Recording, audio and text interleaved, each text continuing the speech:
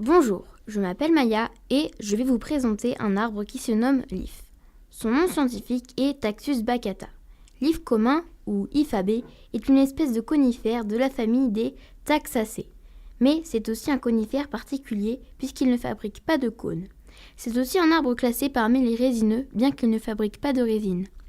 C'est un arbre qui pousse lentement et qui, avec le temps, finit par atteindre 15 à 20 mètres de haut à l'âge adulte. Il peut vivre très longtemps. On estime que sa durée de vie peut aller jusqu'à 1500 ans. Son pied est de forme variable, le plus souvent conique, ovoïde ou globuleux. Ce n'est en fait que le résultat de l'accolement de plusieurs ramifications imbriquées, les unes dans les autres. Sa ramure est dense. C'est une naissance d'ombre appréciant une atmosphère humide. L'if pousse naturellement dans les forêts de l'hémisphère nord. L'if est présent depuis toujours et on en a retrouvé des restes qui remontent à 120 millions d'années. Son tronc est noueux, droit et robuste, entouré de branches dès le bas. Son écorce est peu épaisse et se détache par plaques fibreuses brun-rouge. Son feuillage est persistant comme pour les autres conifères. Les feuilles sont des aiguilles insérées en spirale tout autour des rameaux.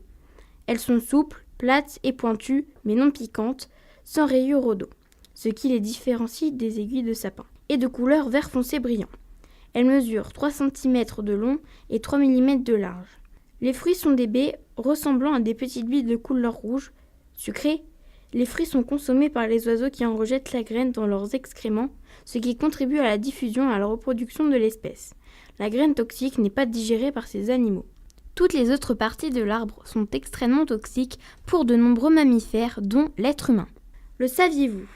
La toxicité de cet arbre est à l'origine de nombreuses légendes dont il est l'objet. Chez les Grecs, l'if est dédié, comme le saule, à Hécate, gardienne des enfers, accordant richesse matérielle et spirituelle, honneur des sagesses, conductrice des âmes, emportées par la tempête, mais aussi une déesse de l'ombre et des morts. Elle reliait les enfers, la terre et le ciel. Les Romains utilisaient les branches de l'écorce de l'if pour fabriquer des filtres empoisonnés. Taxus dérive le mot latin taxicum qui signifie poison, qui a donné le mot toxique, ainsi que le mot textile, tissé avec des fibres de l'écorce. Pour les chrétiens, l'if est le symbole du lien entre le ciel et la terre. Il est abondamment planté aux abords des églises et dans les cimetières en raison de sa longévité et de sa toxicité qui en interdit l'accès au bétail. Actuellement, la molécule nommée taxine extraite de cet arbre est utilisée par les médecins avant de détruire certaines cellules cancéreuses.